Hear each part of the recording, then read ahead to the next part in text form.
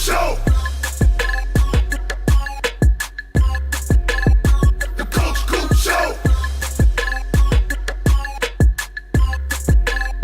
The Coach Coop Show. The Coach Coop Show. The Coach Coop Show.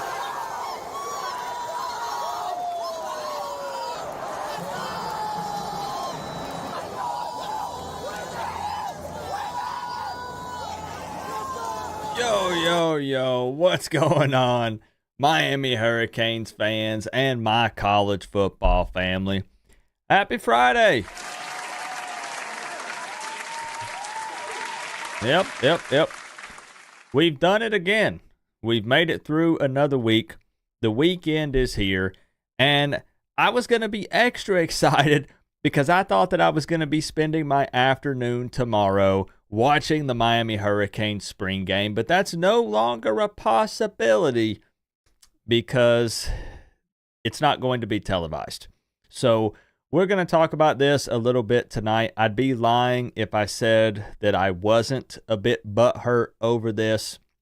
There are going to be some times tonight where it maybe seems like I'm contradicting myself a bit because I do want to be very upfront about this when I say that I've always been very vocal, in my opinion, when it comes to spring games and saying that they're really not super important.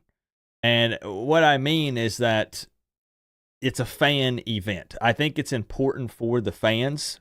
I think that it helps get everybody excited for the season. It's seeing guys suit up in the orange and green in April.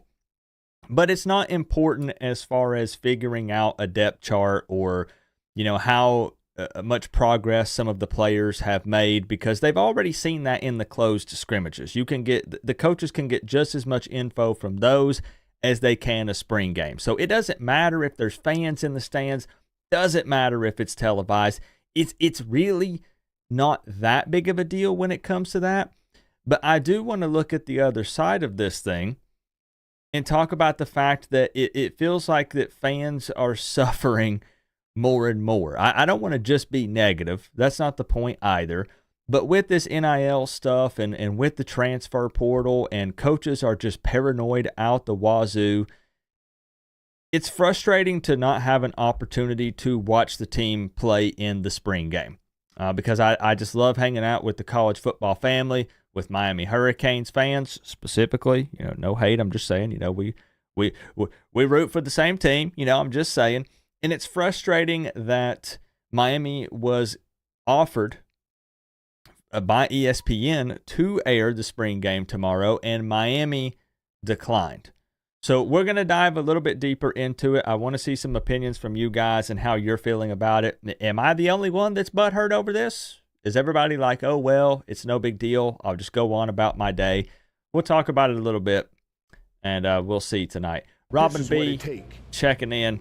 Appreciate you, Robin. My man Phil, Nick Snyder. I'm still excited to hear the reports. Season is coming fast, let's go. Looking forward to watching your videos this season as always. Definitely. And same thing, I'm excited about the reports and stuff to see what people say. I just wish that I could see it with my own two eyes. You know what I mean? See not only the good, but also the bad, kind of the ups and downs throughout the game. See who flashes and actually watch it.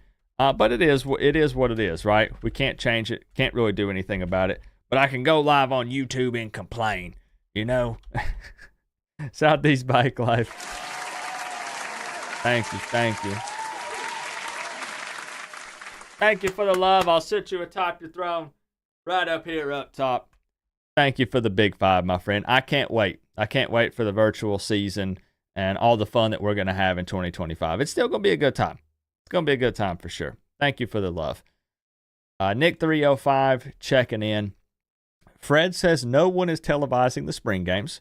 Coaches are cowards, and once they found out teams were getting away with it, they all jumped aboard. And we'll kind of dive into that as well tonight, Fred, because you're not wrong.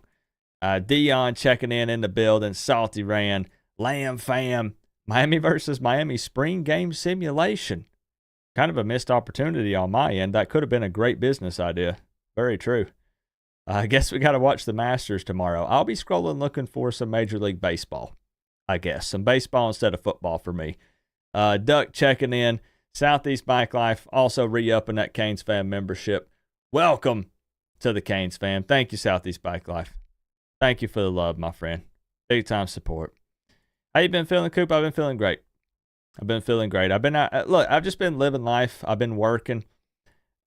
We've been clearing the property here where I live. We rented like this big 30-yard dumpster. Been outside running heavy equipment, cutting trees down, clearing the property, putting gutters on the house. It's been a project. I've been working outside consistently for about the last 3 weeks, trying to clean this place up and just taking advantage of the nice weather. So that's what I've been doing. I might look a little tanner. Do I look a little tanner? Maybe. I'm usually pale as a ghost. It's all good, Southeast. I appreciate the love. Thank you.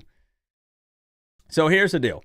Miami Hurricanes spring game will take place tomorrow at 4 p.m. at Cobb Stadium, the same place it was last year.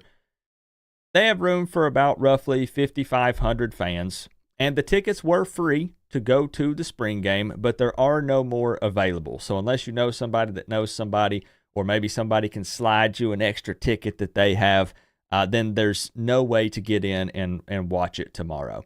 So I wanted to kind of ask the question, why do you think they would do this? Why would they not air the spring game tomorrow when they just did last year? Last year they aired it on ESPN Plus and ACC Network Extra, and it was kind of a really fun event. You know, they had a good time. They did some crazy things on offense and defense, and everybody seemed to enjoy it. I feel like it's probably two main factors, maybe three. We might be able to squeeze a third one in there. I think number one, you could argue that it is technically less film for opponents to look at, so it could possibly provide a bit of a competitive edge. But at the same time, I am also on the fence with this one just because it's a spring game. Like, I've always felt like that coaches don't really show their cards in a spring game. That's why I always say it's a fan-first event. So you're not going out there and necessarily running the exact offense that you're going to open up with game one, right? They're not going to run their scripted drive that they're going to open up with against Notre Dame. That would be silly. They're not dumb. They're not going to do that. I feel like it's a lot of fun stuff, right?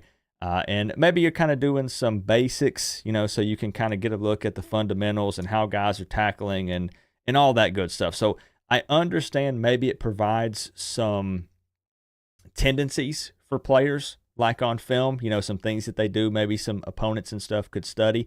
But at the same time, it kind of just feels like are we this paranoid?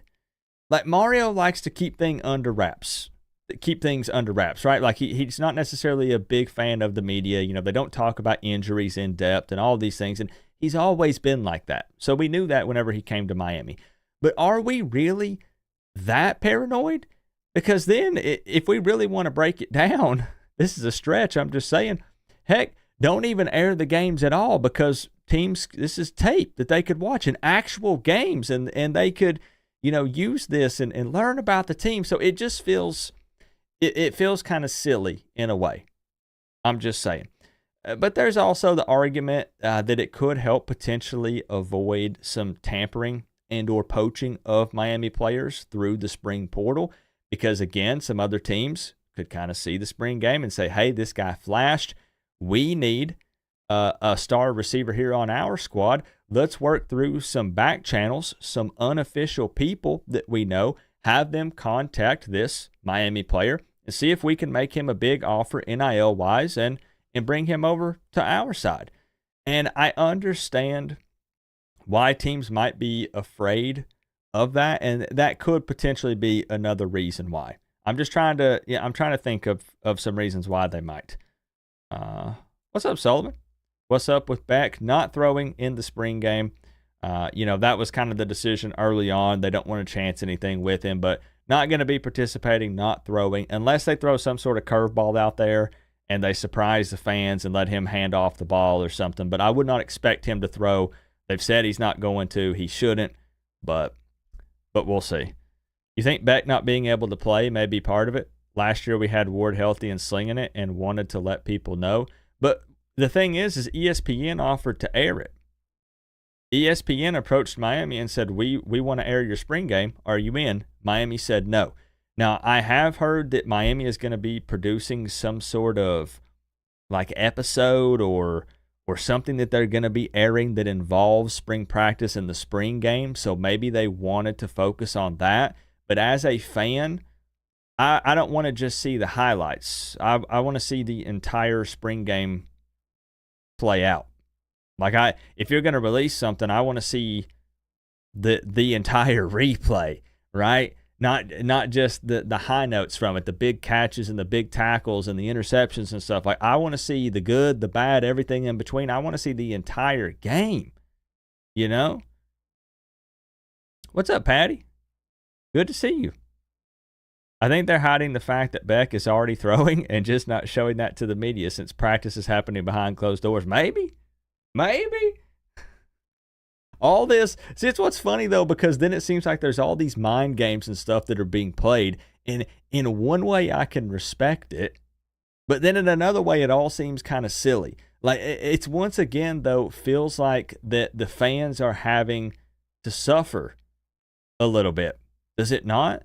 Like, if you don't want to do a spring game, man, see, I feel like I'm backpedaling now. I sit here and harped on Mike Norvell for, their spring showcases. Do a spring showcase. I don't know. Do a spring showcase. And look, you're not wrong, James Kane. You're not wrong. As far as I know, the only two teams confirmed to be airing their spring game in the ACC is going to be Virginia and Georgia Tech. They both opted to have their spring games televised, but as far as ACC teams go, I think, at least right now, they are the only two. So it's not like this is just a Miami thing. So, like, if you watch this video after and you're like, Coop, man, you're just dogging Miami, and most schools are not airing their spring games. You're right. It's a new era of college football. Again, probably for the reasons we talked about. Less film, less potential for teams to see your players and try to poach them. So you're probably going to see this trend continue. At some point, I think spring games just won't be a thing at all. I don't think that it's something about being televised or not being televised. I think that they just go away. But I just feel like that it does suck a little bit as a fan because even though it's just a fan event, again, I don't think it's a depth chart thing or anything like that, practicing the offense or defense, really. It just feels like the fans suffer a little bit. It's less football. You can argue, well, Coop, make the trip. If the spring game means that much to you, make a trip down there to South Florida. Look, I mean, I live here in Tennessee. Not all Miami fans live in Florida. I was just looking forward to hanging out with the college football family and having a little snippet, a little taste of Miami Hurricanes football. Even if they're just out there goofing off, running flea flickers and just having a good time, it still gets me hyped for the season in April. Now I don't even get a snippet, a little taste of that to hold me over until the football season, So I just kind of hate that. I might be in the minority. But it really does just kind of suck, in my opinion. I hate that they're not going to be airing it. I know that not every spring game has been aired in the past. I get it. But given that they did it last year, I thought there was a good chance they were going to do it again this year. And Miami says, no thanks, we're not doing it, along with many other schools, most schools, as a matter of fact. And that's right, Fred. That's right. You're seeing less and less being reported about the practices. And I get that it's annoying from a coaching point of view because all the media outlets and stuff, including YouTubers, you take these little things and you build up these narratives and you spin these things. Hey, you see one clip of a guy dropping a pass and now all of a sudden he's no good this season. What's going on? I understand that it's kind of annoying, but it's also just always been part of it, I guess, if that makes sense. And again, I just feel like it helps keep fans engaged in the off season by having the reports and watching the practices and the spring game and stuff like that. I feel like the engagement with the fans is important because a lot of people check out in the off season. So when you have this stuff constantly coming up, talking about the team, showcasing things, I just feel like it's kind of important. Any chance you can watch them to play, you're in. Exactly. I'll watch anything. And that's also true, James. Which is why I say I could see the argument for both sides. Teams are poaching players from other teams regardless of spring game. Exactly.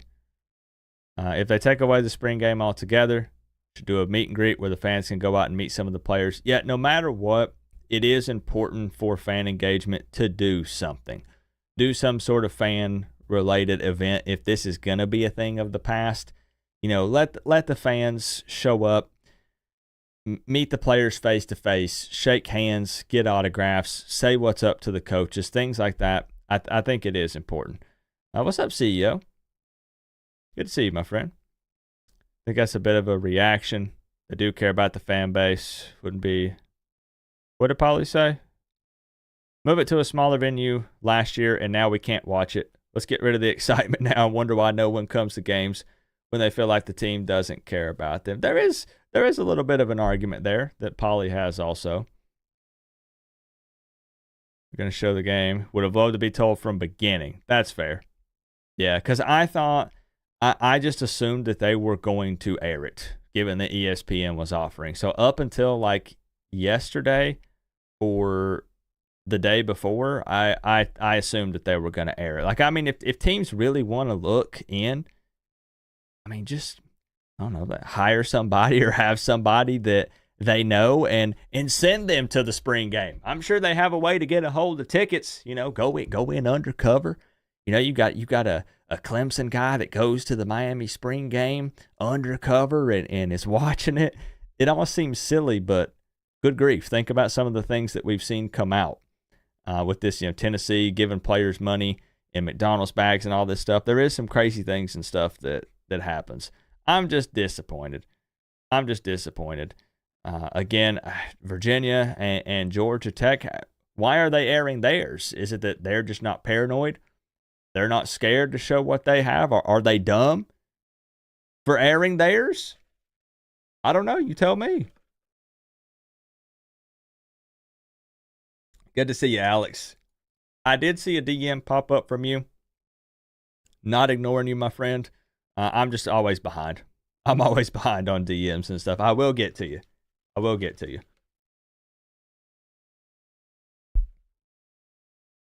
I'm trying to think, man, I'm just so, like I said, it's not the end of the world.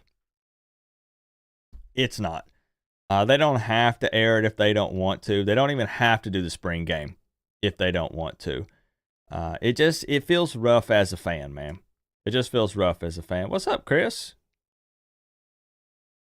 Chris, what do you think about the spring game, about Miami choosing to not air it? Do you care, not care?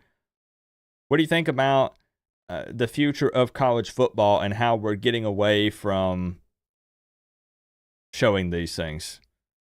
I'm a bit disappointed, I'm not going to lie, Chris, because I was looking forward to watching it tomorrow. There were some people who said, you know what? I know what it is. Miami doesn't want the fans to see QB2 out there. They don't want to see Emory Williams because it's going to look rough and it's going to make a bad impression on the fans. Come on, bro. The fans know that Carson Beck, is recovering from the elbow stuff. Like, again, the spring game is for fun, bro. It's Miami versus Miami. When was this decided? As far as I know, this was actually decided a few weeks ago. But for some reason, the school didn't really find it necessary to put out like a big official announcement and let people know. ESPN offered to air it. Miami said no. And Miami is not alone in this. There are only 2 ACC schools airing their spring game. There are multiple schools not even hosting a spring game at all this season. So it's not just Miami. It's not that. it's just, as a Miami fan, I feel like we're having to suffer from paranoid coaches because of transfer portal poaching and other things that are going on in college football. And I'm just not a fan of the way things are, the direction that things are headed in, kind of the transition that we're going through here. What's up, Nick? Bobby, good evening. Good evening. If they air a game, does the school get paid? I don't know about with the spring game. I'll be completely honest. I don't know, Dennis. I'm not sure. We're going to talk about Nico. I have some Nico stuff pulled up. It's going to be a good transition with what we're talking about. Sucks. I honestly think college football has changed so much that old school college football is dead. Hate some of it, but all things change. I mean, it's true. It's true. Mario isn't one who likes to show his hand. And see, I agree. I know that Mario likes to be secretive, but again, what are they showing in the spring game, really? That's just kind of always been my thought process. What are they really showing, again, other than possibly some player tendencies? You go out there, man, you're throwing up some goofy stuff, man, some halfback passes, some silly stuff, man, just looking at fundamentals and some other things. So I just never thought it was that big of a deal. I just thought it was part of the game. I didn't feel like that teams necessarily were pulling. I could be dead wrong. I really could be. Maybe they utilized the spring game tape more than I thought. It very well could be possible. I'm wrong all the time. Could be very wrong about this. I just don't know that they deeply study spring game tape and go off of that. I just now, have you seen the Nico stuff, Chris? We can go ahead and talk about it for a second. Have you seen all this stuff about Tennessee's quarterback and what's going on at the moment? Like I said, this would be kind of a good transition. So now I have to say allegedly with all of this stuff. This is where I'm starting to say that it kind of irks me with what's going on with all of this. So you probably know Tennessee's quarterback,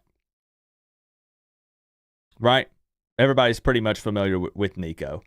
So apparently what was reported here is he's making around $2 to $2.5 million per year with his NIL deal with the Tennessee Volunteers.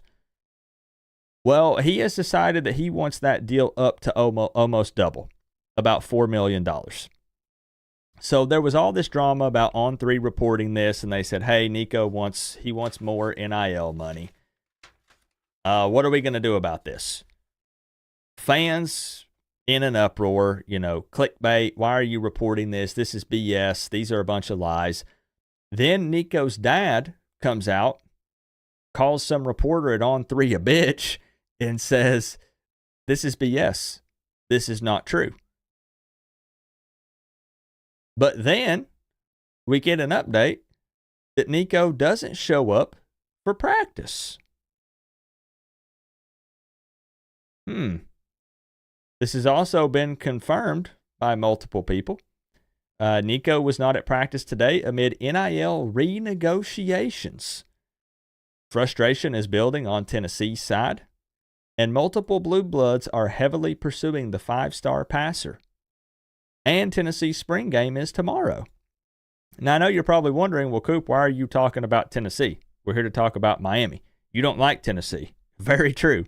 I can't stand the Tennessee Volunteers. I live in the state. I've never liked the Volunteers. But it's just crazy to me that, look, I have said, hey, know your worth. I agree that the players should be paid. I think it's kind of wild, some of these numbers that are going out there. Like, we have guys getting paid more than pro players, and they've never even thrown a pass at the college level because, you have these collectives and fan bases and stuff that are foaming at the mouth to bring in this blue chip recruit and have them play for their school. It's a bidding war, right? But I'm not trying to take a dump on the guy. I'm not. I don't know him personally. I don't know his situation financially or where he's at in life. But if it is true that he does not show up for a spring practice because he's holding out for some extra NIL money, they're in the middle of negotiating, so he's not going to practice today. Does this man not care about the team? Does he not care about the future of his football team? Does he not care about his other teammates? That there are only so many spring practices that you get, and you're telling me that he's willing to miss one while he's actively being paid a little over $2 million because he's holding out for 4? And that's just going to be, well, that's just normal now, Coop. That's just normal. That the guys deserve to be paid. They're putting their bodies on the line. These guys are athletes. Like, yeah, they need to be paid, but bro, what are we doing? I feel like that says a lot about you and your character and how you, like, it would even be different, okay? Hear me out. It would even be different if, like, there was some sort of issue of Tennessee not paying him. Hey, the collective didn't pull through. I've not got my check. I'm not practicing, whatever. There have been no interruptions that I know of, no nothing. Just wants more money. We're in the middle of negotiating, so I'm not going to show up and get those reps and practice with the team. You got to be working on building up that chemistry with the tight ends and the receivers and your running backs, and you're just going to skip a practice. And then I wouldn't want to block for this guy. I wouldn't want to play for this guy. And how much of it is his agent? How much of it is his parent or parents? It could be that too. I don't know. I know that, Rashada, everybody knows the Rashada story. I was in contact with this is not news. We talked about this. I spoke with a booster multiple times when Miami was trying to get Rashada. And Rashada's dad said, we want more money. He said, show me the money, Miami. Big Co-op. What's up, produced by Pack TV? Thank you for the big love, my man. Appreciate the 2. Rashada's dad said, show me the money. And the guy that I spoke with that was pumping money into Miami said, we laughed him off the phone. We said, no way. We're not dropping that level of money for a guy that hadn't thrown a pass in college football yet. And it ended up being a smart move. I think they dodged a bullet. You didn't have to deal with the parent drama or any of that. And look at what happened with Rashada. So I know you got to make the most of the opportunities. Not all of these guys are going to go to the NFL. You could be a 4 or 5 star guy and not make it to the pros. So make money now while you can in college. But you're telling me that it's just okay and we just have to accept that guys can be getting paid millions of dollars in 1 year of football and then skip out on practices because they want more? Like, at what point, okay, let me ask this. This might be an unpopular opinion, and I don't even know how I feel about it. At what point do you implement, like, contracts? Like, I'm talking different types of contracts here, not the way they're set up right now. And I don't know, salary caps.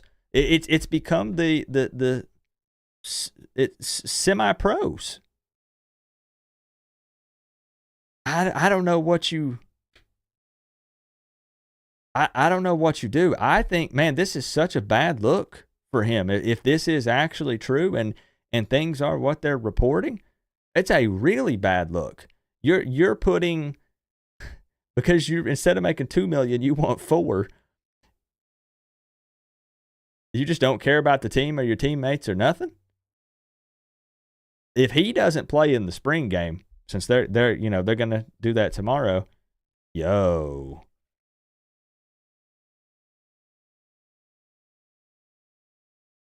And I said, I'm not trying to just take a dump on this dude. It's just, this one's easy because it's here at home for me. I have cousins, aunts, uncles, family members that are Tennessee fans, and let me tell you, they are pissed over this Nico situation. I text my cousin today and I said, you backing up Nico? If these rumors, statements, and stuff are true about him missing practice and stuff, he said, honestly, kick him off the team. And that's coming from a Tennessee fan. So I'm risking sounding like an old head here, which is, it's not a bad thing. I'm just saying, it's not that I'm not willing to see some changes made to college football. It's just some of these are really frustrating because what was it with somebody refresh my memory? Wasn't De'Aaron King one of the first college football players to sign like an NIL deal at Miami? Miami was kind of like at the forefront of all that, right? With John Ruiz and some other stuff. And I could be very wrong here. Wasn't his deal like 100,000 or something? It was in like that, in that realm, right? Like I think it was six figures. It was like 100,000 or 50,000. I wonder if I can find exact numbers. Anyways, my point is this. We thought that was crazy.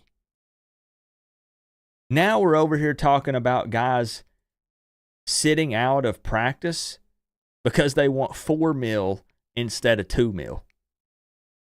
So my question is, without sounding like I'm pocket watching here, because whatever, man. If you can make millions, make millions. There's going to be a lot of jealous people. I get it. I think these athletes deserve to get a good chunk of money, man. But where do you draw the line? If it was $100K 5 years ago, and it's somewhere, we're talking about some players signing $8 and $10 million deals. When are college football players, like, where do you draw the line? What's up, Straight Street 6? I've been all right, man. I've been all right. Like, and this could backfire on him. It absolutely could. Tennessee could cut him loose. I think they're desperate to kind of keep him. They've been reporting that Tennessee said, we're not going to blink. We're not doubling up on this NIL. We're not doing it. They could make an example out of him. I don't know that they would do that, but they could. Tennessee's looking for his replacement. Go shopping. Hey, you go shopping in the spring portal window. Nico doesn't play in the spring game. You say, okay, see you later, bud. Go to they said Oregon was interested, Colorado was interested, Ohio State was interested. And again, before we talk about tampering and all that, again, there are back channels, unofficial people that can go in and contact and gauge interest and all that stuff. It happens every day. Happens all the time. They could say, okay, go somewhere else. We'll go shopping in the spring portal and find your replacement. You know? I just don't know. It's frustrating because, Coop, if you're going to come on here and complain about it, then what do? What's the solution? Heck if I know. I don't know, but I know that, man, it would be crazy if we have sit-outs and stuff and all this stuff over the money. I just think that's kind of wild. Not even that good to be making NFL-sized contract. He's making bank. He's making quite a bit. Missing my Kane shirt. I forgot to change. It's cold here today. It's cold. What was it that Chris said? This is the stuff not too long before players unionize. And then can you imagine the first player strike in college football, right? Like, hey, man, give these guys some rights. Again, give them some money. But, yeah, imagine Saturday rolls around. We're ready to watch some football. And some players just refuse to play because, hey, we're not making enough. We want more. Joe Flacco just signed for $4 million today. That's wild. That's crazy. And I could pull up the dude's stats. I feel bad for making it seem like I'm taking a dump on the dude. It's just, he's a great example because of, well, what he's doing currently, And his dad can say whatever he wants, but is it really coincidence that he doesn't show up to practice? We'll see what happens in the spring game, right? 63.8% completion percentage, 2,600 yards, 19 touchdowns, 5 interceptions in 2024. Tennessee does go to the playoffs. They absolutely get obliterated.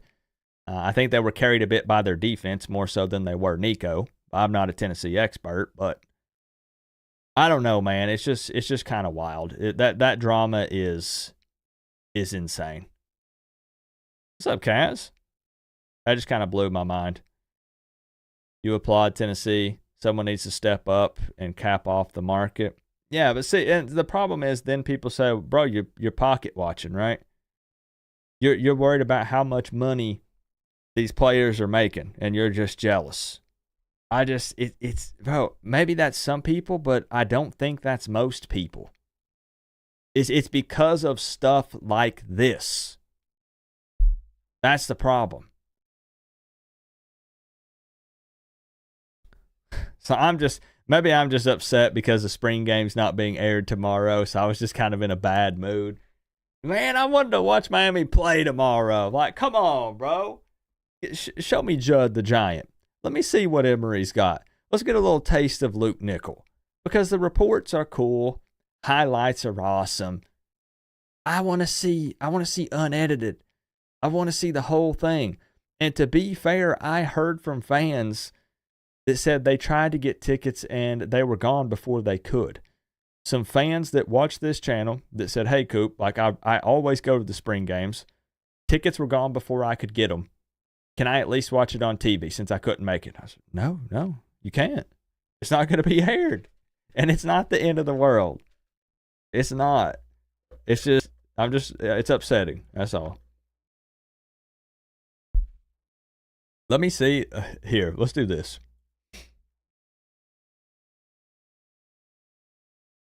Let me, we're doing this on the spot.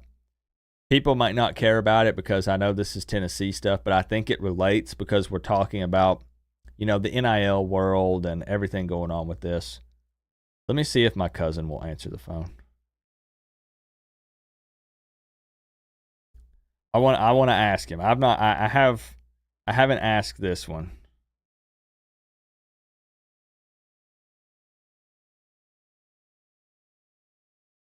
Let me ask him. They're not going to let you see that offense without Cam. Don't want to cause widespread panic. Just now getting the fan base back. Can't lose them. I mean, maybe cook the monster. I know you're a Florida State fan, so I know that'd be kind of a response or something that a Florida State fan would say. And so why doesn't Norvell want to do the spring showcase?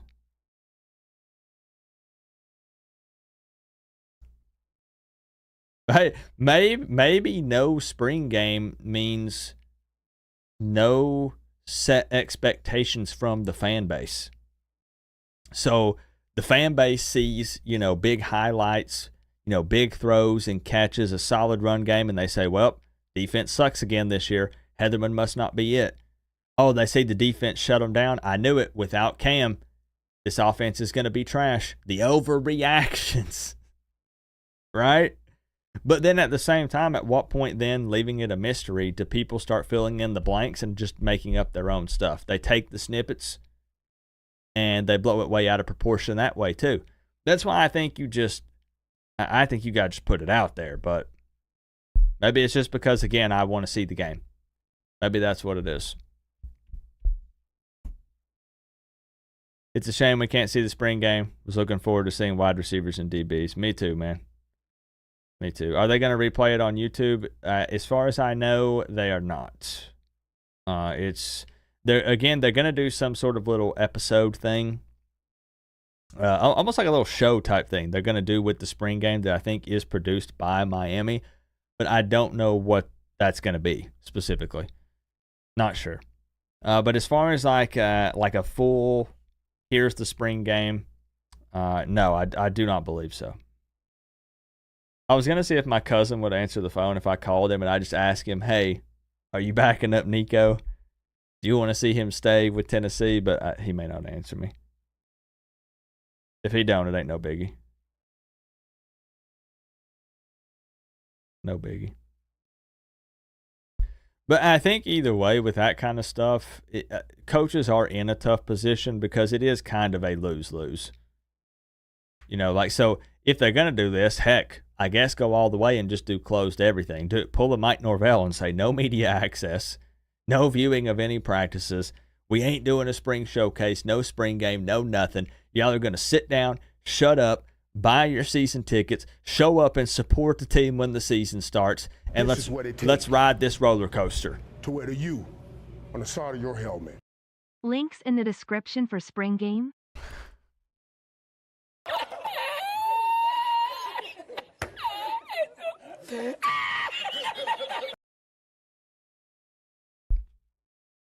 That's going to be a big deal tomorrow, Duck. I know that you're on Twitter, on X, same as me. We're doom scrolling on there. Just watch. There will be widespread panic tomorrow afternoon about 2 o'clock, 2 to 3 o'clock tomorrow. Miami fans all over the place. Where's the spring game? Where's it at? Where can I watch it? I turned on my TV. I went to ESPN. I went to ACC Network. It ain't there. What do I do? Where is it? It's going to be complete chaos. Thank you for the 2, Duck. I appreciate you. Only 12 games in a season, and it's only like 15 even if you make the Natty. Not showing the spring game is actually a big deal. I really, truly, I think it is. I think it is. I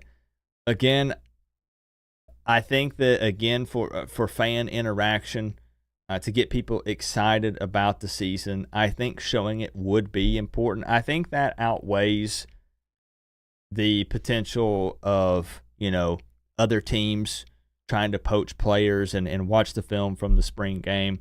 I think that it's more important just because I don't think they really get much from the spring game. That's why. But I understand that that's just my opinion. And I could be very wrong about it. I could be. They are going to have a lot of recruits and stuff there as well. So they're going to get to see the game. So that's good. Again, I don't want to give off the impression that it's the end of the world. That Coop's going to disown Miami because they're not airing the spring game. Again, they've not aired them in the past multiple times. And I know it makes me sound like I'm contradicting myself. I had just hyped myself up to get a little taste of Miami football in April, going in with no expectations, knowing that it's not a true representation of the offense and defense because it's a fan event. But I still wanted to hang out with y'all and watch the Miami football. That's it. So I'm just disappointed. Listen to it on the radio. I'm visual, man. I'm visual. I need to see it. I need some video. Hearing the play-by-play ain't going to do much for me. Some fan is going to stream it online from their phone, 100%. Yeah, them Facebook groups. There's going to be somebody on one of them Facebook groups, but instead of streaming it this way, they're going to be streaming it vertical. And it's going to be super annoying. And they're going to be like, it's going to look like somebody's doing this, filming it with a potato. Yep, guarantee you that's what it's going to look like. Not on TV. Not on TV. No, well, it will not be televised. But again, I know we have a fresh set of people jumping in here. The only ACC teams that are televising their spring games tomorrow, at least at this moment, is Virginia and Georgia Tech. Zach Jones gets to watch a spring game. What's up, Zach? Not going to be televised, Sage. It will not. What's up, my man? Happy to see you streaming, Coop. It's going to be pumped next season. Yeah, I am pumped, man. I'm happy with the pickup of Carson Beck. I think that Miami attacks the spring transfer portal window pretty aggressively. I think they maybe look for a receiver if there's a good one in there, another vet. I think they might bring in another running back, believe it or not. I think they probably try to bring in another linebacker and some other guys. They'll see what's available. Oh, heck yeah, you're going to go to the Georgia Tech spring game. Enjoy it, bro. What time? What time is Georgia Tech's tomorrow? Get on YouTube one way or another, probably. 1 p.m.? Okay. Have fun with that, bro. Did the Braves lose to the Rays? I saw that Ozzy Albies had hit a home run a few minutes ago, but I think that was in like the 8th inning. Potato recorder on top of a blender. You know it. 240p, man. Yeah. And I appreciate the info, Lotto Boy. I wasn't taking a shot at you or anything. I wanted to see the game. Spring game is good for the young players. Yeah, man. Reps for some young guys. And just going out there and just having some fun. Yeah. When are we starting the simulated season? First weekend of June. First weekend in June. We'll kick it off. They lost. It's, man, the Rays wore them special uniforms. Yep. I'm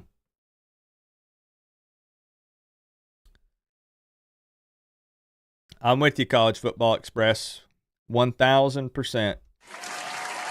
Yep. I agree. The thing is where do you draw the line with that? Right, College Football Express? Okay, well, we're worried about them poaching our players with the tape from that. Okay, I made the argument then, okay, well, then just don't air any of the football games in the season because that's tape going into the next week. So if teams want to see it, I know it's not how it works. It's silly, but they got to go to the games. They got to go watch Miami in person because we don't want them to have the film, you know?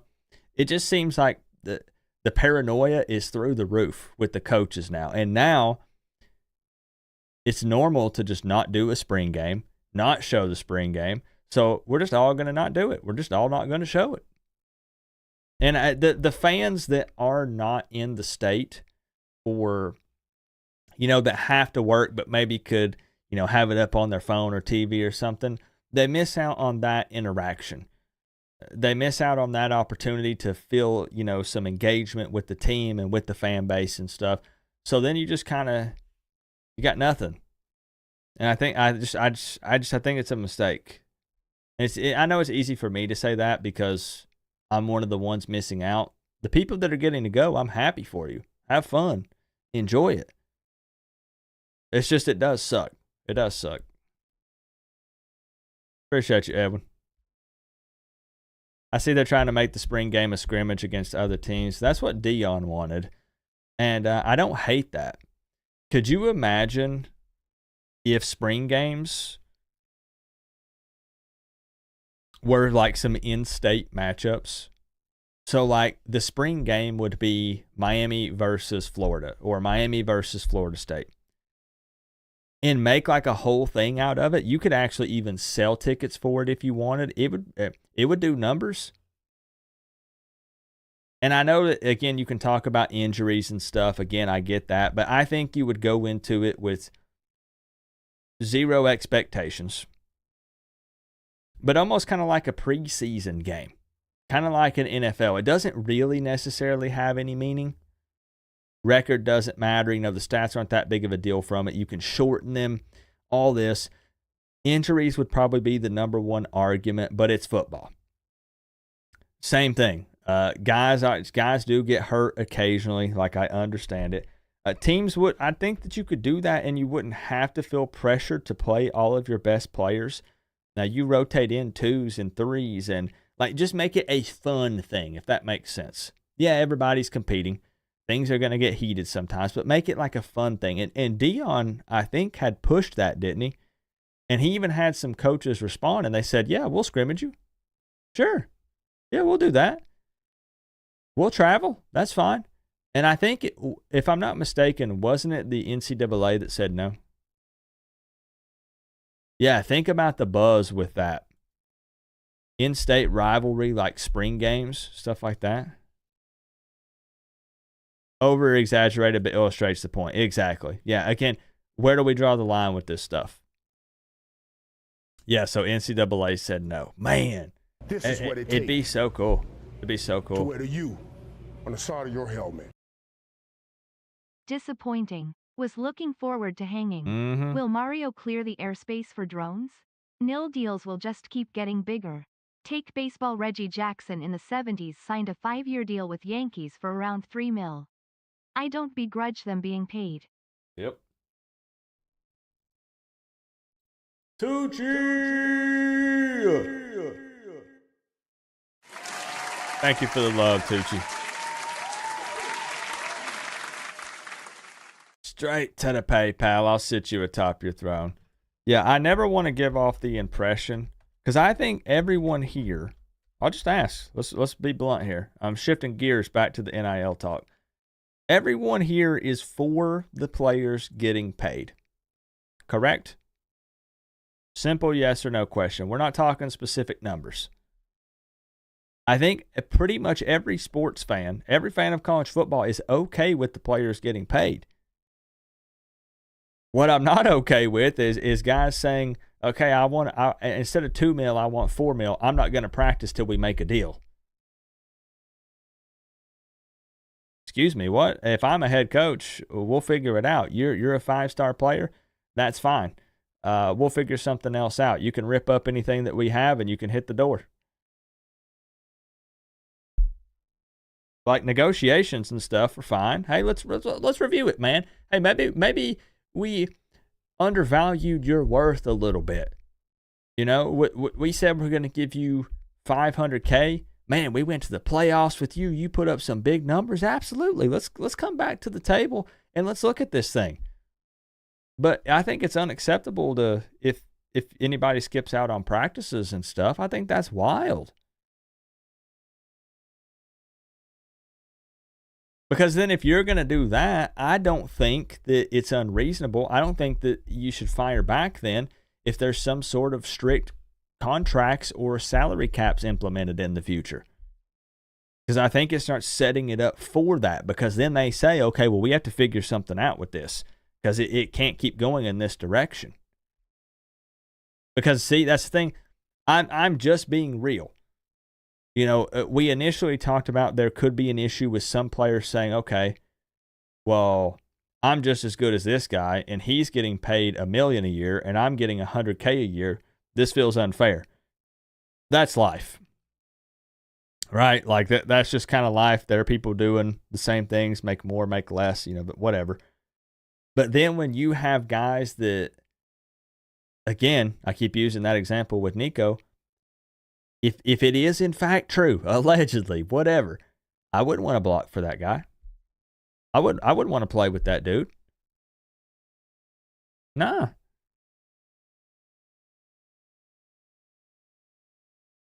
Yeah, I'm right there with you, Straight Street 6. I'm right there with you. Okay, so NCAA said no, late request. Would give unfair recruiting advantages to teams traveling for scrimmages. And it'd be unfair to teams not playing other teams. Maybe next year. Maybe next year they could set something up. Yeah, I feel you, Sage. I know. Again, paranoid out the wazoo. It's through the roof, man. Yeah, everybody's scared. Everybody's scared. We got to hide everything. Nobody can see any of it. This is different, right? But in high school, man, I remember we scrimmaged a team. Oh, they drove 2 hours to scrimmage us. I played for William Blount, the William Blount Governors. And there was a team that drove from I don't remember, like Dobbins Bennett or something. And we did like a little spring scrimmage thing. And it was a blast. It was a blast. Things got a little heated because, well, you're not playing yourselves. It's another team. It got a little chippy and stuff. But, man, it was awesome. So it would be cool. It would be cool if maybe they could do something like that in the future. Instead of making them go away, try to entice them with an opportunity to face off against another team and find a way to make some money off of it. Everybody likes money, you know? The battle of the collectives, yeah. What's up, Connor? Why all of a sudden school's getting rid of the spring games? It just, the way college football is headed, it just makes the most sense. Coaches are paranoid of, film being out there, poaching, through the transfer portal, approaching guys, getting them to enter, enticing them with some deals and things like that. Because the spring portal will be opening up here soon. And just like, again, with the Nico situation, we're talking about a guy that's not in the portal yet. It's not even officially open, but it's being reported that he's received offers from Ohio State, Oregon, Colorado. There are ways to make these things happen. And coaches don't want extra film out there. That seems to be the argument anyways. For, hey, this guy flashed. Look at him in the spring game. Look at it. Look at the separation here. Look at this guy's vision. Look at this guy's football IQ. We need this guy on our team. USC? Maybe. Yeah, I'm butthurt. I couldn't think of any other way to put it in the title, Kirk. I said, I'm butthurt, man. My butt be hurting. Seems like we're trying to hide something. I think everybody is, man. Everybody wants to hide what they have. They want to stop the overreactions maybe from media. They want to hide things from opposing teams. I don't know. I just hate that it was something that I looked forward to every April, and now it's gone. And it may never come back. I don't know. And it's just unfortunate because football is something for me that's an escape.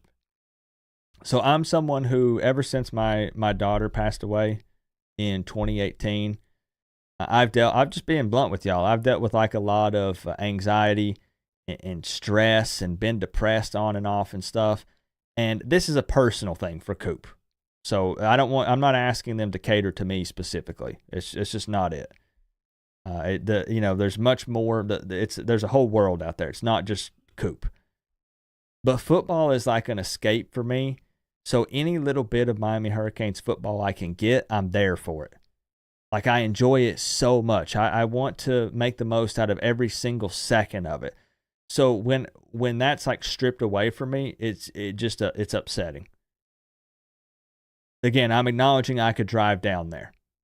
I know that. I could drive down to South Florida. I could make the trip 14 hours, go see the spring game. Coop, if it means that much to you, then do it. Again, I'm busy here in Tennessee. I can't really make the trip. I can't set aside the time. I thought we were going to be able to view it.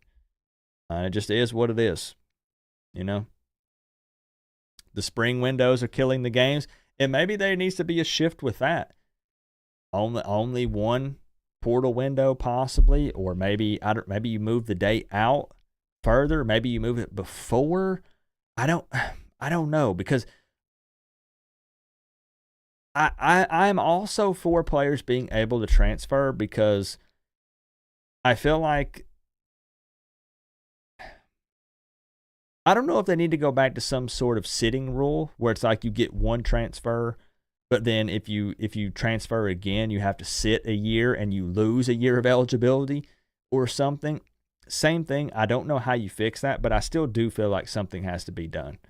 I'm for the guys being able to transfer, because I don't really like the running from competition argument. Just because you could be a good football player and a couple of guys in front of you are just that much better. And it could be the difference in you making it to the pros, because you could go to another school where, let's say you're a receiver and, they need a slot guy. You're a slot receiver. You feel like you're good. You know you're good, but those guys in front of you are just a little bit better. You can't seem to crack that starting rotation. But you go to another P4 school and you could pop off, and then next thing you know, you end up making it to the NFL, and it was a really wise decision for you. I don't think it's necessarily being scared or running from competition. Sometimes it just doesn't work out wherever you're at. So I said all that to say this. I'm a fan of them being able to transfer. But when you have guys transferring every single year and just going somewhere else and going to the highest bidder, I just don't know anymore. It just feels weird. I appreciate you, Kirk. It's been a rough road, man, but college football is a nice escape,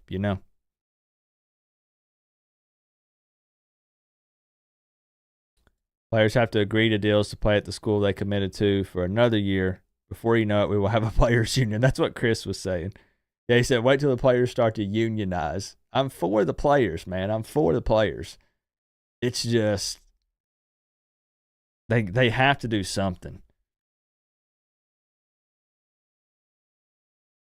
Make players sit X amount of time before they get paid. Maybe. You're thankful for Brent Key. He said, as long as he's at Georgia Tech, we will have a spring game for fans in the Georgia Tech community. Look, I like it. I applaud that. Brent Key standing on business. He said, hey, we're going to do a spring game. we're going to air it. I respect it. You know? They ain't got nothing to hide, I guess.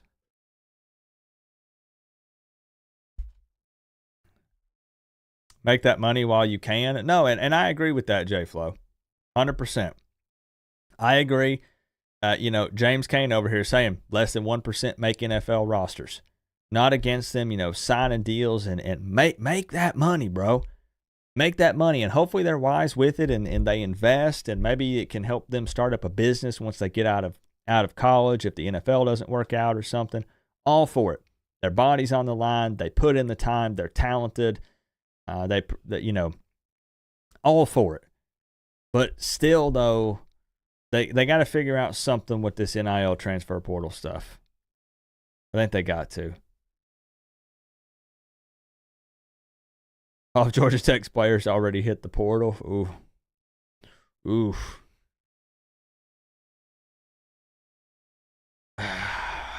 Man, bro, I think that's really all I got. I just wish, man, I had already set up the stream for tomorrow. I had everything ready to rock, ready to go. And a couple people said, Coop, the spring game's not going to be on TV tomorrow, right? I was like, no, surely they, I knew that ESPN had offered to air it, so I was assuming Miami was going to say yes. But no. I haven't checked out UFL. I haven't. How fast can you get to Florida? It's like 14 hours. And I ain't jumping on a plane. Ain't no way. All them doors and stuff flying off, all these crashes. Coop ain't going on an airplane. Not anytime soon, anyways. Here I am being paranoid. I'm talking about coaches being paranoid. I'm paranoid. I ain't getting on an airplane. No, sir, not me. Not for a while. You're all four players making money, but there should be a cap on how big of a deal they can sign. Said like $3.5 million is the most you can sign for, as an example. So then the question, though, how do you figure out a cap? Like what's fair? And then, if you have guys that already have larger deals, are you going to just cut that off or say, well, since they already signed a larger deal, they get to ride that out, but then everyone else coming in has to be less because it can't be over this cap? Man, it's so difficult to figure out. And it's just the reason I wanted to talk about it tonight in combination with the spring game talk is just because this Nico stuff, again, just in case people are just tuning in, this kind of just stirred all that back up again. So, it's all over social media. Everybody's saying, what the heck is going on? This isn't college football anymore. And it's just kind of the hot topic. You know how we like to do. I like to discuss the hot topics and stuff that are spreading across social media. And that's just the big thing right now. And maybe it comes out, maybe the dude had the flu. I don't know. Maybe they say, you know what, Nico's dad was right. And actually he was sick. That's why he didn't practice. But I think if that were the case, they would have already said something. Where there's smoke, there's fire. People say that all the time.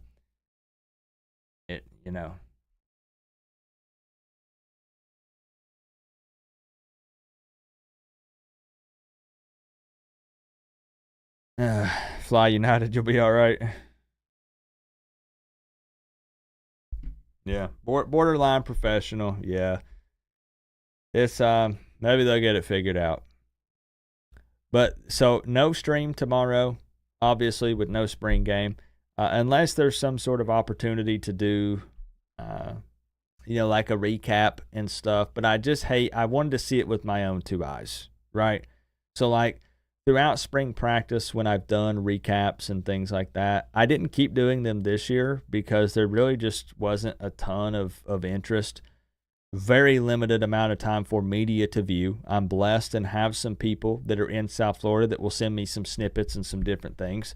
But it was so limited this season, and Mario Cristobal has kind of closed everything off, that there wasn't much to talk about other than just repeating the same stuff over and over again. And there's nothing wrong with that. It's not a shot at anyone else who's covering spring football. It just, for me, it got kind of tough because I felt like I was just saying the same things over and over again. So, I thought with the spring game, I could see it with my own two eyes, and we could break it down, talk about it, give our reactions and thoughts. So just seeing the numbers will be okay, but I have a feeling they might kind of condense that and not talk about each and every little stat. Maybe there'll be some people there, some media that can keep a tally, keep track of everything. But we'll see. Maybe I do a breakdown and give some thoughts, but I just really wanted to see it.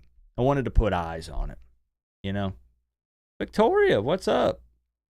We're just butthurt. Spring game not going to be on TV. Send Tropical to stream it from her phone. X live stream it. Will they at least film it? I don't think in its entirety. No. So you'll see Miami release some sort of like little episode thing that's talking about the spring game in some sort of way. They're kind of vague with the details. But I'm guessing it's just going to be the high notes, some highlights. So, that's going to have things like the big throws or the big interceptions and stuff. Again, my argument was I want to see everything in between. I don't want to just see that.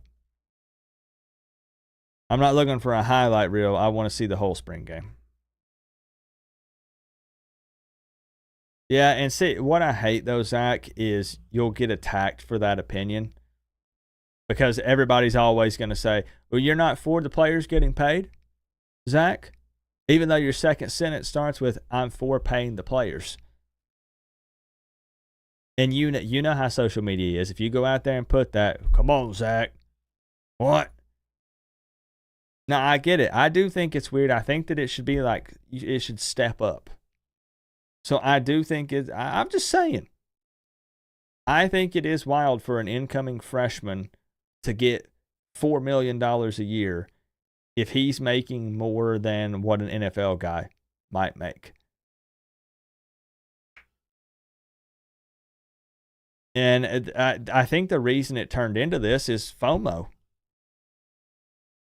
You have these collectives and stuff, and you don't want to miss out on a guy.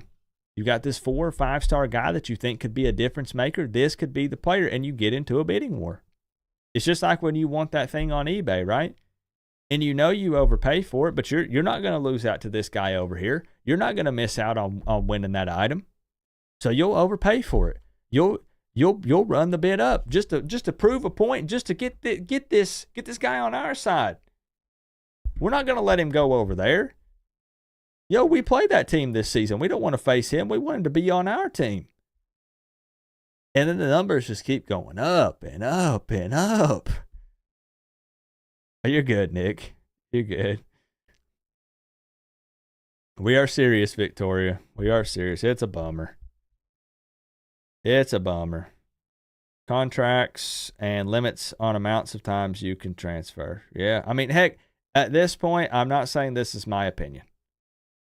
But at this point, if we're going to talk about not participating in practices because you want to demand $4 million, you just want to renegotiate. Let's not say demand. That's a strong word. You want to renegotiate. You feel like you're more valuable than what you're getting paid. Okay. This is not how it works. I know you can't do pay for play and all this stuff. I know. But okay. All right. We'll open it up. We'll do $4 million. We got to win X amount of games, 10 games. You win 9, that takes off $100K. We win 8, that takes off another $100K. I don't know. I don't know, man. Are we paying for performance? You on the side of your helmet. No reason for players to get a free education and millions of dollars. I'm 20 years old myself. Did not go to college. Why in God's name do I need to be paid like I won't have income after college? Zach Jones.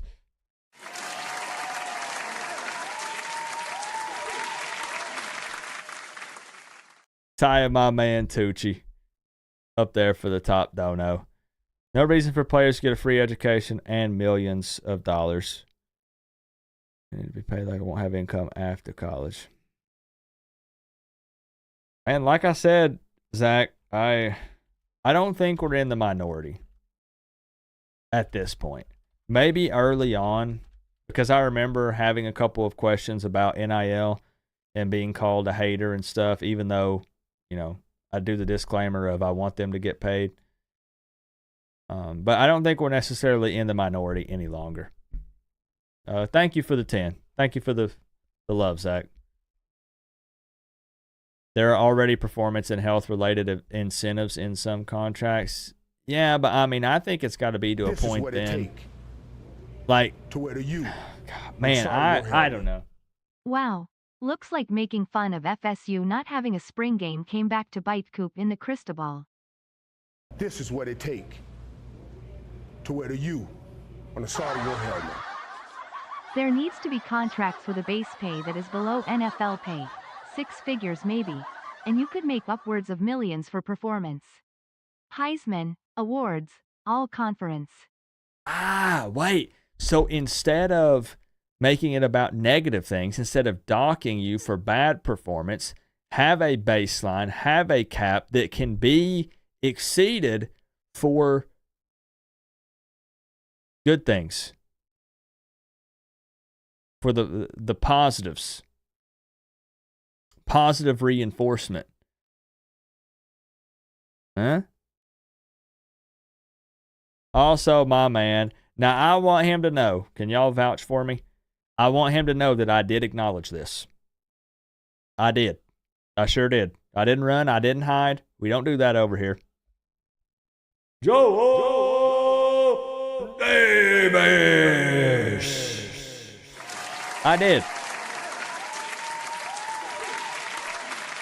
I specifically said, if we're going to be this paranoid and we're this scared, that's right, I said scared. If we're this scared of getting players poached and coaches having film on Miami's offense and defense, let's just pull a Mike Norvell and do a spring showcase. And then I said, you know what, actually, Norvell said, let's not even do that. Let's just can it entirely. Let's just do that then. Let's just do that. Just strip away all the fun. Take away the fan interaction. How you doing tonight, Joel? Thank you for the big 99. Zach Jones also with the 10. I think it's an idea, yeah. To wear the U on the side of your helmet. Players demand millions. If I am a coach, I say okay. My base pay is $800K for a 5-star QB. You think you're worth more? Prove it to me and make all ACC. Now, see, here's what people are going to argue. People then are going to say, okay, we've established you're for the players getting paid. To wear the U. There shouldn't be. Hold on that thought. Georgia Tech promises their spring games will continue. Dozens of fans are fired up.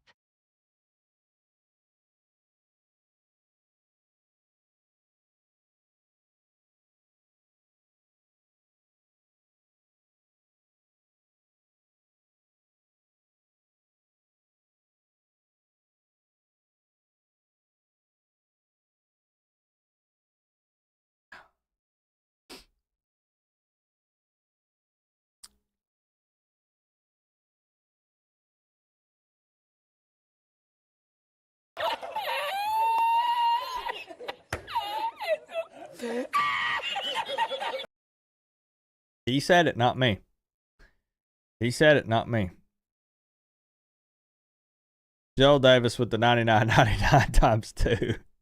Look, same thing, Joel. I gave props to Brent Key, honestly.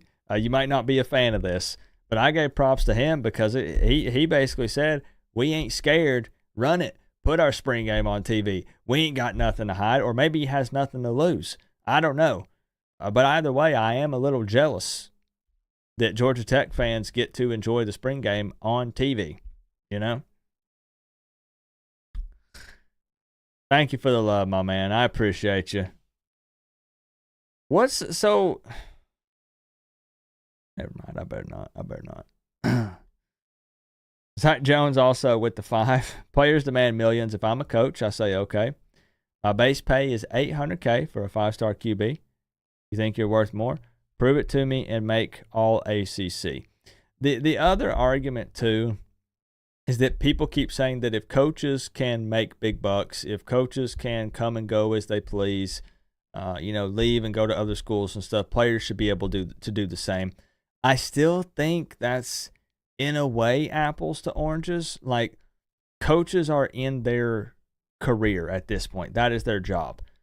Players are typically in school and are currently athletes. That doesn't mean that I'm arguing against player rights and thinking that they shouldn't be paid a good amount of money and be able to transfer, because I believe in both.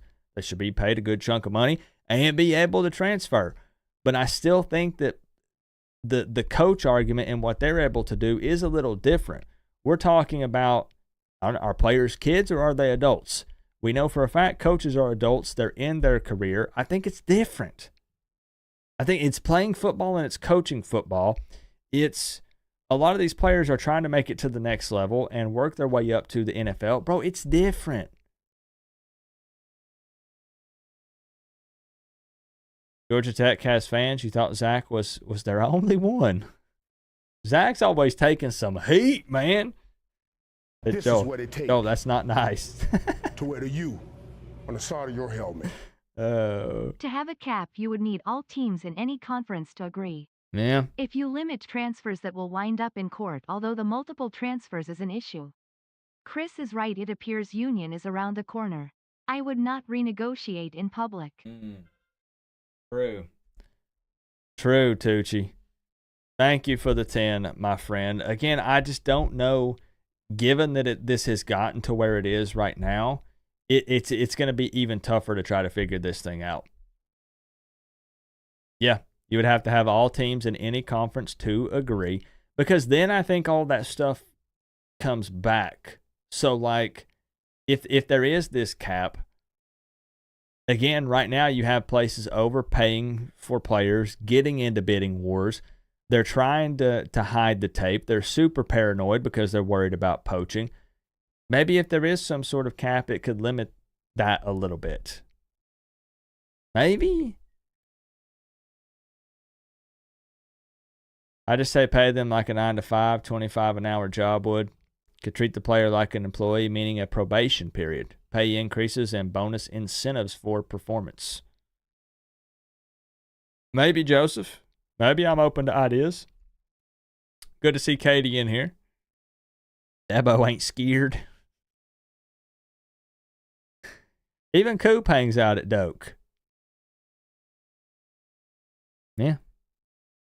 Yeah, and I've told this story. Doak was very welcoming. Doak was actually very welcoming with me in Miami gear, believe it or not. They said, come on down, Coop. They gave me a nice warm welcome. They did. So maybe the answer is just treat it more like the pros. If we're going to kind of be in the middle, if we're going to be the semi-pros, maybe just make it like the pros. Maybe that's a potential solution. But then it's not college football, but it's already not feeling like college football. So are we going to backpedal and take things away? Are they ruining someone's season? They're setting the bar high for your program. What's up, John? Maybe limit on amount of portal player. Ooh, so a cap on amount of players. So not talking about money here, just talking about number of players that you could bring in. Make it more careful on who you take, and for those entering, knowing they may not be chosen. So, right, there are always so many players that think that the grass is greener and that they get left behind. They don't find a home. This could be interesting on, hey, okay, each year, there's a set limit of, 10 players through the portal, which could kind of shift more of an emphasis back to recruiting again and retaining players. And then I think,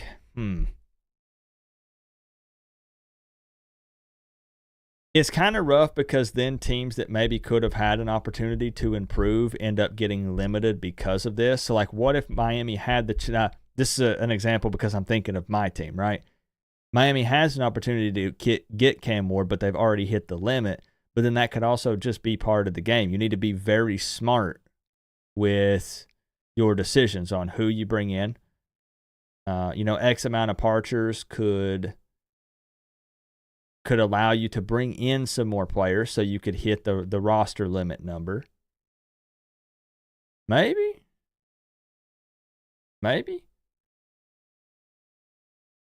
You already have that with roster caps. True, but also I think John means portal players specifically, though. So, like, each year you could only have, whatever number you want to plug in. 5 portal players, 10 portal players. Only a set amount you could bring in through the portal specifically. Because, like, right now you could just keep bringing, spring portal opens up. Miami wants to go shopping. But if they had already brought in, 8 players, and let's say the limit's 10, they can only bring in 2 more. That'd be interesting. Because there's no limit right now, right? Is that correct?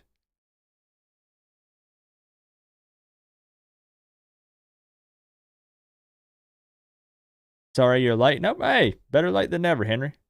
Fashionably late. That's what I like to say. Why is the game not on TV? We don't have specifics. Just some assumptions. But it's not going to be aired. Not going to be aired. But again, Miami's not the only school.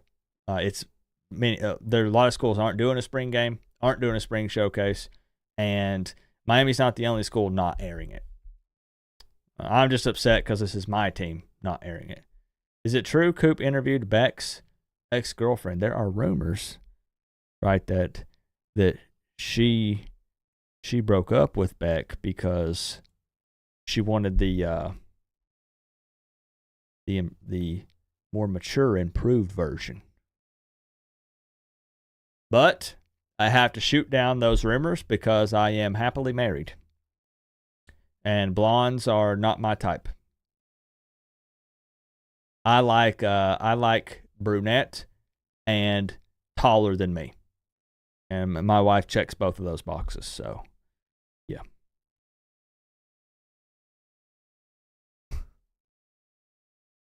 But yeah, I think that's what John means, right? Yep. Yeah, the portal never closes. Technically not. I saw the Tennessee fans that said that this is tampering. What are you talking about with Nico? There's no way that there can already be potential offers on the table from Ohio State and Oregon and some of these other big schools. Yes, there can be. Again, all you got to do is find someone who's not really affiliated, pass the information along, have them get in contact with the player, or for all I know, I don't know how this works because I don't know how it is in the official rules. I wonder how that works when it comes to contacting a player's agent. Does that work the same? So, like, you're not contacting the player directly, but you contact their agent? I guess that's still against the rules. I don't know. I would have to do some research, so I'm not going to pretend like I have the answer to that. But I do know that you can find some unofficial people, go through back channels, yada, yada, and you can have someone contact somebody who knows somebody that knows somebody, and they talk to this guy, and hey, just so happens a text went out to this player. I don't know this guy. He's not affiliated with this school. What are you talking about? We're just having a conversation. It happens every day. Obviously, there's no way these players are hitting the portal having already figured out what team they're going to. That just wouldn't make sense. So it happens all the time. It's super obvious. Preseason rankings are BS. Agreed. It's pointless. Yeah. Who wants to watch Beck elevate his arm anyway? I keep telling them, Joel, they need to have Beck come out and have him like pump fake a pass and all the fans will gasp and then have him hand it off. That's what they should do. If you can only take so many players, it's going to make it where you have to evaluate the talent and possible gain for your program, just like recruiting. Make sure they fit talent and character. I think that's a better idea because instead of trying to shift things back to how they were before, I don't think I think it's too late. I think they're too deep into it. I don't think now you could start stripping away things because a lot of people are going to get very upset about that. I think you have to take what it is now and try to just change it up a little bit and maybe set some boundaries and some rules and then go from there. Because see, then for me, I was like, well, what if we do some of these things and push the focus back to recruiting? I don't think it will be. Teams are always going to want to supplement their squad with some big talent through the transfer portal, some instant impact guys, because now you don't have to wait all the time for these freshmen to grow up and adjust to the college level. You can go ahead and bring in the guy that has 2-3+ years under his belt. You can bring in a graduate transfer who's ready to play day one and be an impact player for your team. And now I feel like it's too late to take that away. Of course, Georgia fan doesn't know how the ranking system works. There's this interesting dynamic, this Georgia Tech versus Florida State in these streams, and I'm here for it. I'm very much here for it. Now, I couldn't believe that clip I saw of Castellanos. Like, I knew he's not the tallest guy. What is he? Like, he's like 5'2", 5'3"? Hold on. I might be a little off.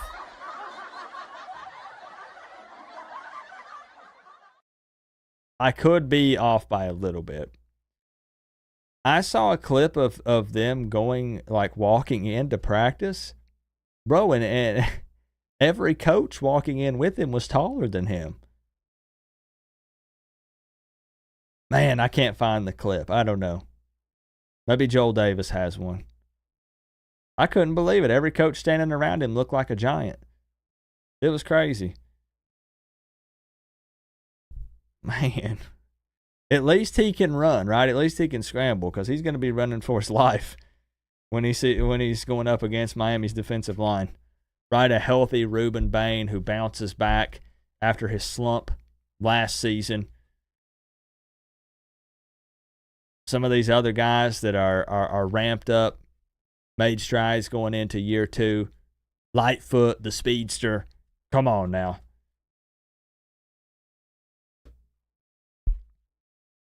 Joel, we've established this. Look, I can literally touch my ceiling, Joel. Look at that.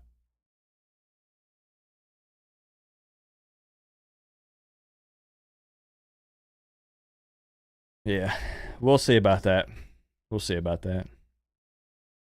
Yeah, it's true, man. I know he got a lot of hate, and I am far from a fan of Nick Saban. I can acknowledge what he's done. I obviously think they've been doing things under the table for a very long time. I think it's very apparent. But I can understand why, absolutely, he wanted to get out of this. Yeah, there's no way, man. Like, I feel like coaching would not be nearly as appealing in today's times. Yeah, again, you're recruiting. So you're on the trail recruiting high school kids. You're also trying to evaluate talent in the transfer portal and recruit those guys. You have visits and all that stuff you got to set up with the portal players too, while also actively recruiting your own players because they could leave just because you pissed them off. Or someone contacted them and they said, hey, the grass is greener over here. Come on, you want to come play over here? We need you. There's no way. I'd go insane. It has to be so stressful. Man.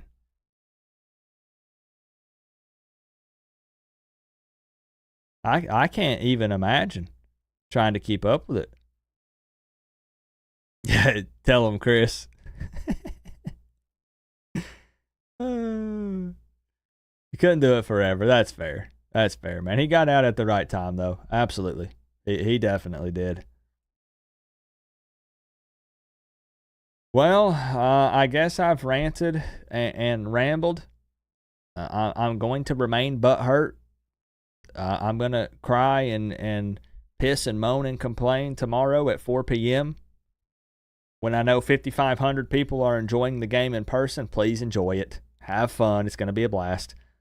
But I'll be sitting here twiddling my thumbs, Wondering if Judd just dropped a bomb. I really, what I would like to know, I'd kind of like to see the kicking game. Because you have Murray, who's going into, year 2, I think? I think Murray would be going in, I think it's his second year, versus the FAU transfer. So I think that the FAU transfer, Carter Davis, is set to be the kickoff guy, and Murray is the field goal guy. You guys know I always have love for kickers. Kickers need love too. But maybe in the spring game, he'll have an opportunity. We can see what the FAU transfer can do. Maybe they let him kick some field goals. We'll see. Maybe he can take over field goals over Murray. We'll see. If nothing changes, you'll be singing Rocky Top next week. Man, if you could have made it down this weekend, Joel, we could have went to the Tennessee spring game. Man, what an opportunity.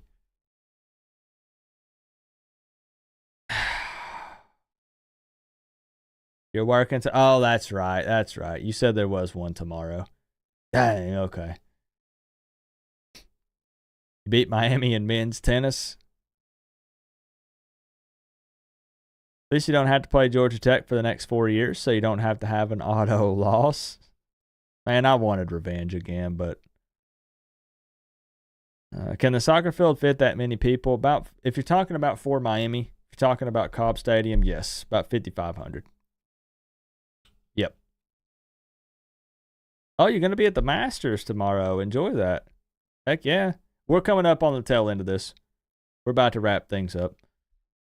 Before you scat, give us your prediction for the most overperforming player tomorrow. Offense, defense, both. Overperforming player. I'm not going to fly. No, I am not getting on a plane. No, sir. Nope. You got helicopters falling out of the sky because their propellers are falling off, doors flying off of airplanes, airplanes disappearing. Nope. Ain't going to catch me on a plane. You couldn't pay me to be on one. Nope. Both. Overperforming.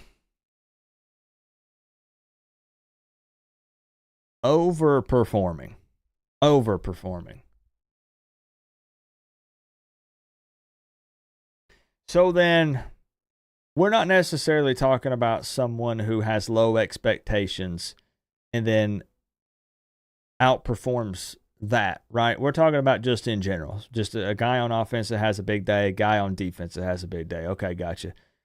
I think tomorrow, offensively, this is an obvious answer, but I think probably Elijah Lofton. Just because you saw what he did in last year's spring game. Everybody was talking about Lofton. Before it was like, who is this guy? What's he got going on? We keep hearing about him from spring practice. And he comes out there, he gets reps at running back and looks pretty freaking good, right? Gets reps at tight end. He can line up at receiver. And I think he continues to do that tomorrow. I think that Elijah Lofton is one of those guys where he's hungry. He feels like there's finally an opportunity for him to have some serious playing time in 2025 with the departure of Arroyo and McCormick. Like, it's wide open for this dude. And you might still see them tomorrow. Well, we ain't going to see it because it ain't going to be televised.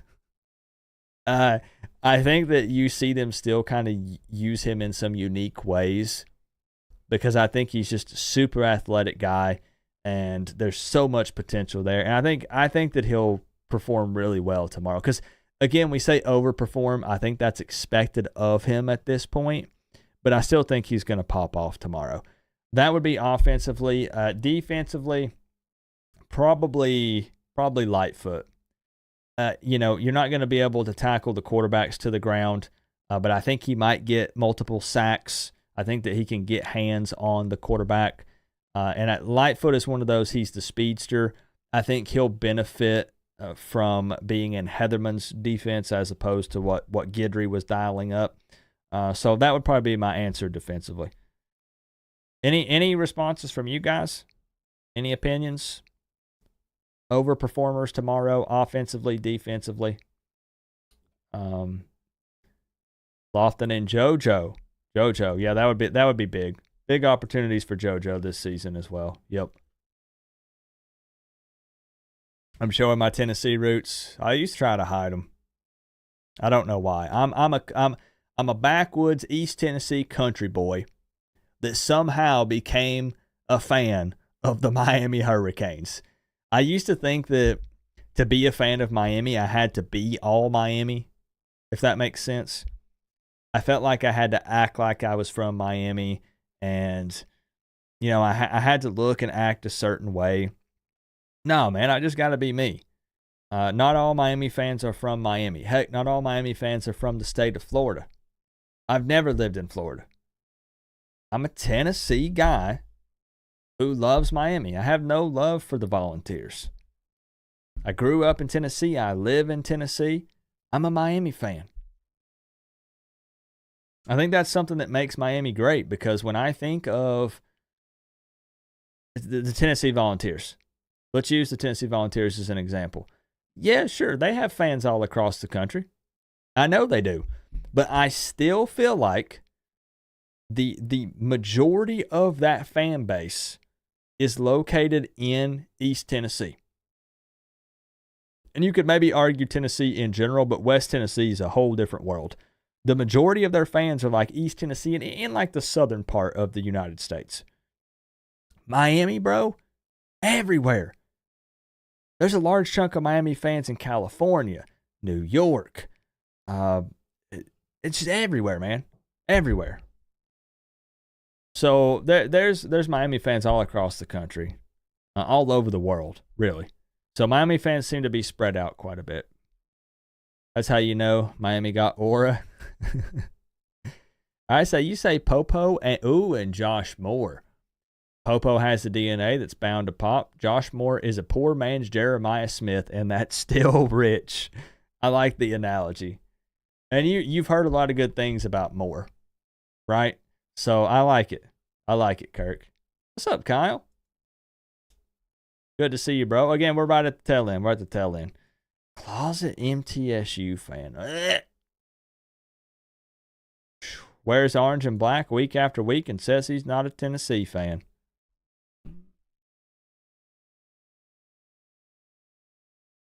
I finally broke it this week, Joel. I look like I'm a fan of nobody. This is me protesting Miami for not airing their spring game. That's what this is. I didn't wear the polo because I'm mad at Mario. This is how I'm showing that I'm upset.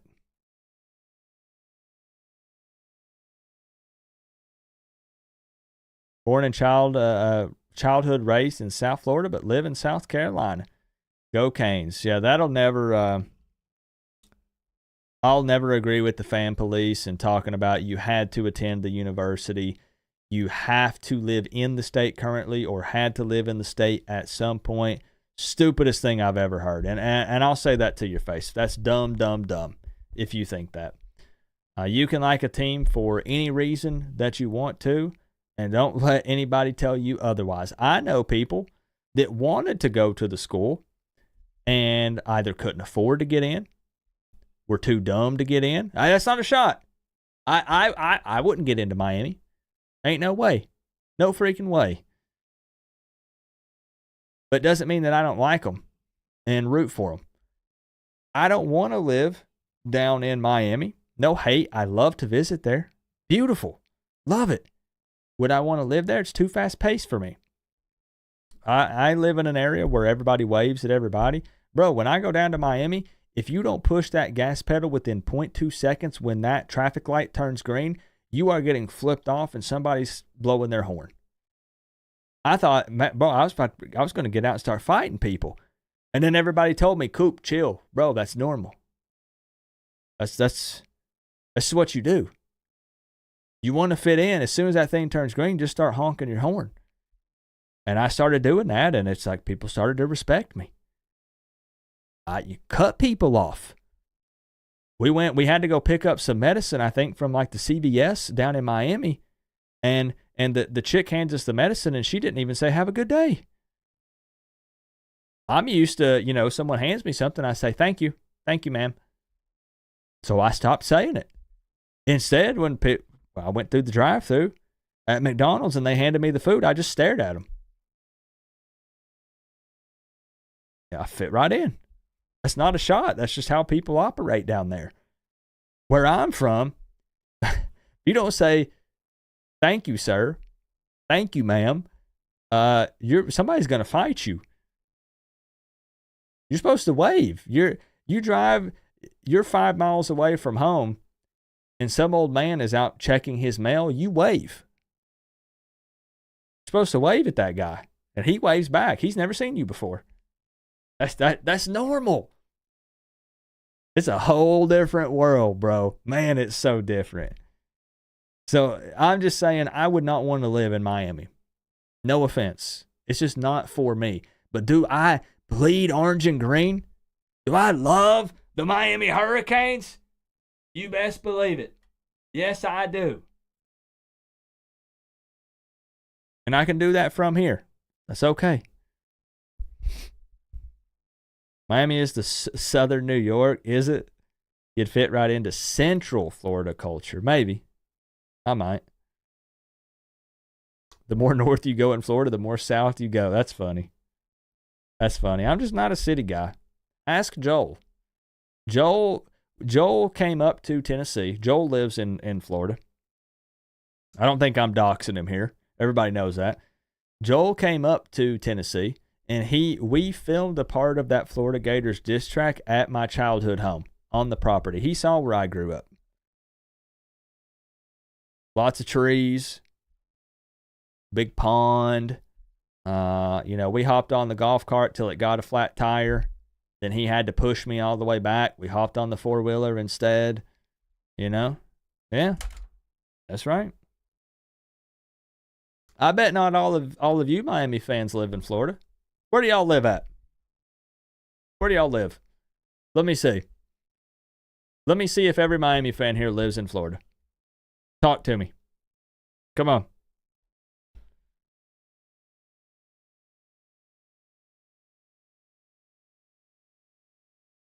Let's give it a second.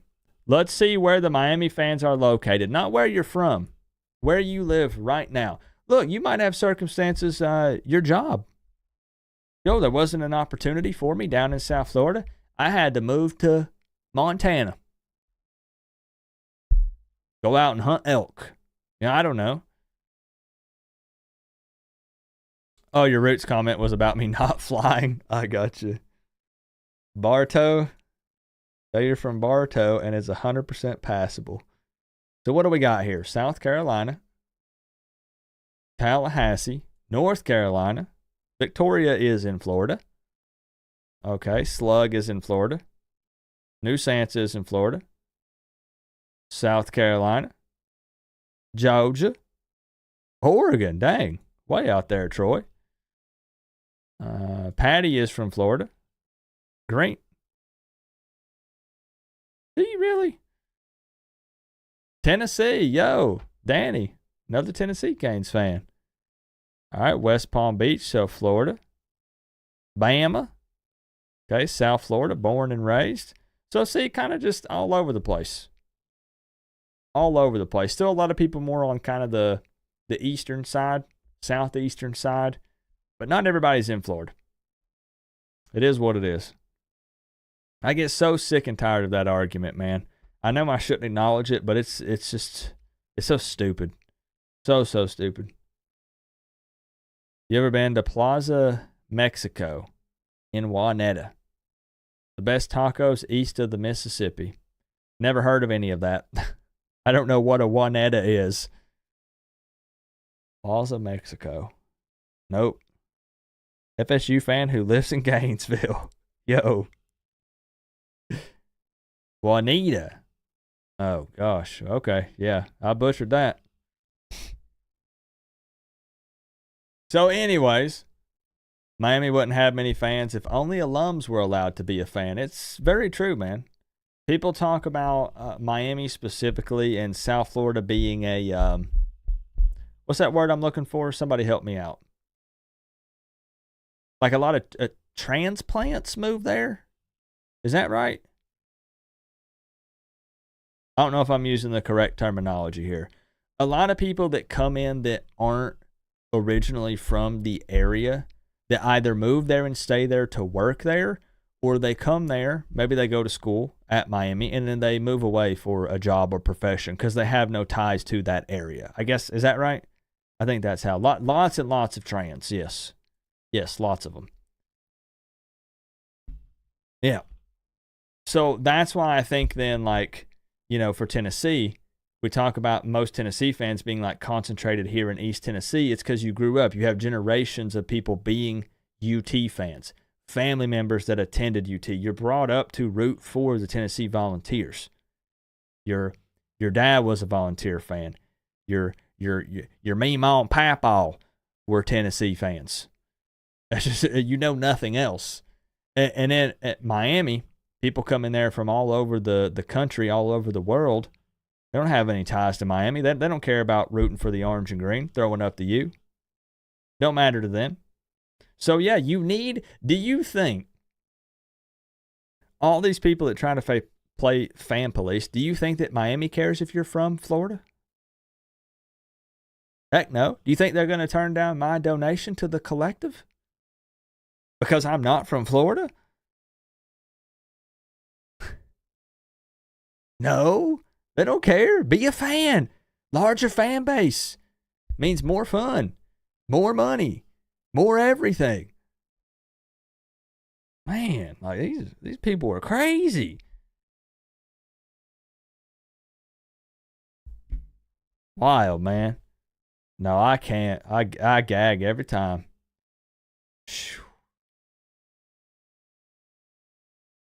Anyways, it was rant night. Good grief. Coop's just a crotchety old man. Always mad. Now's a good time hanging out with y'all since I won't see you tomorrow for the spring game. I appreciate the love tonight. Top dono of the night. I just enjoy it. Look, I consider you guys family. So these conversations are fun. You know, getting to know everybody, just chilling, hanging out. I enjoy it. The season will be here before we know it.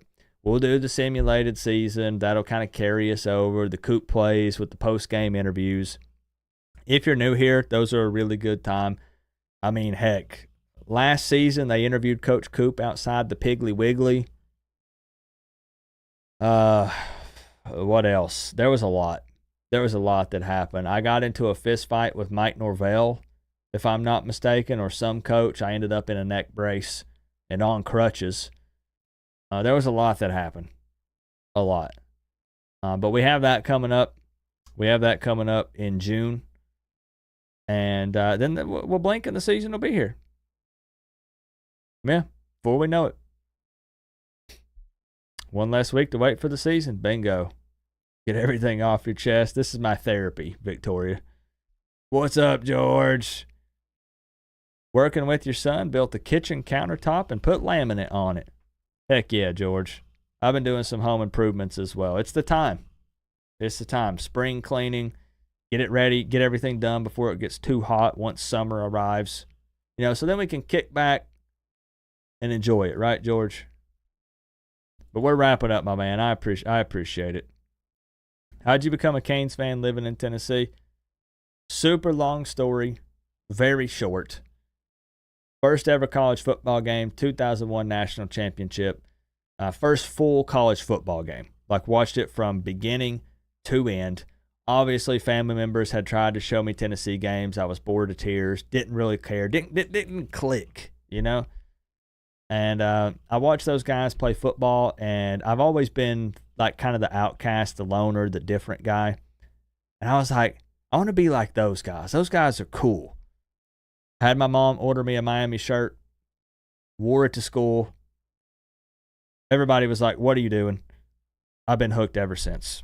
And it doesn't hurt that my favorite colors as a kid were orange and green. So it just kind of clicked. It just worked, you know? And that's kind of what happened. They made a huge first impression on me. And it's been mostly downhill ever since. But things are looking up. So, yeah. Top dono of the night, my man, good friend who I might be seeing soon. If it does happen, I'll post a video because I'll have to eat a steak, probably medium well. I don't know what Joel is going to say. I told him we would go to Longhorn Steakhouse, and I would eat a steak that would be cooked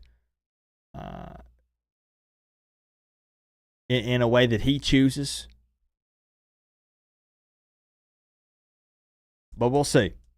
We'll see. He's a busy guy. I totally get it. He's a busy guy. Joel Davis, top dono of the night, $99.99 times 2. Thank you for the love, as always, my friend. Tucci with the double 10. Thank you very much, Tucci. Zach Jones with the 5 and the 10 and the 10 again. Thank you, Zach Jones, Georgia Tech fan, checking in. Enjoy that game tomorrow, Georgia Tech spring game. Duck also popping in here. Appreciate the love, Duck.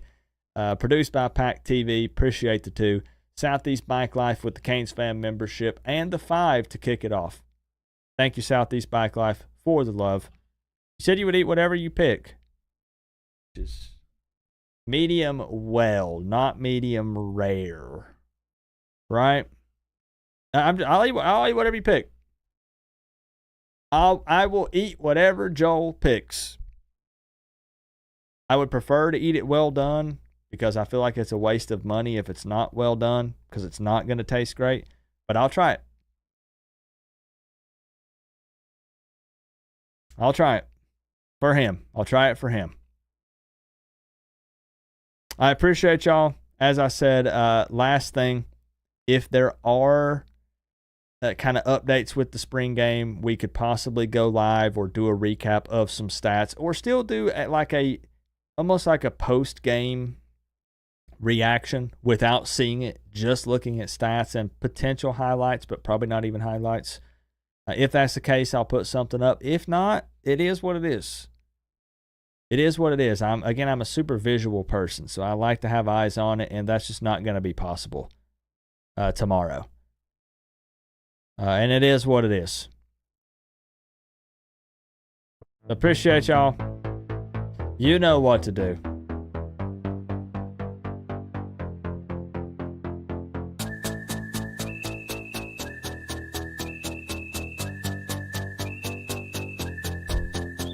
I'll see y'all soon. Go Canes.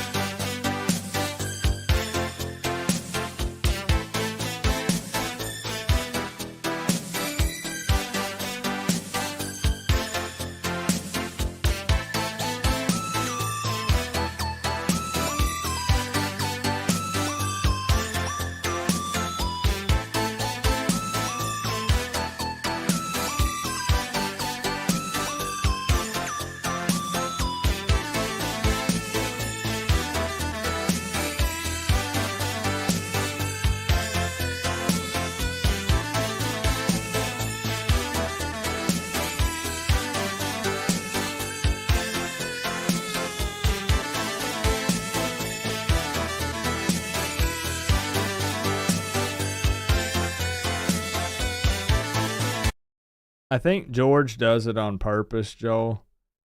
He doesn't want me to trash talk them Gators. He doesn't want the smoke. After that butt whooping last season, all these question marks about DJ Lagway. Is he hurt? Is he not? Did he have surgery? What's going on? Why is he not throwing the football? 41-17 in the swamp. And this season, it's at Hard Rock with a veteran Carson Beck leading the offense and a new and improved, hopefully, defense led by Heatherman versus who? Napier? Lagway? Them Gators? George knows he's got to come in right here at the tail end of it, you know? We'll run it back. We might have to do Notre Dame diss track, Florida Gators diss track, Florida State diss track. It's going to be crazy.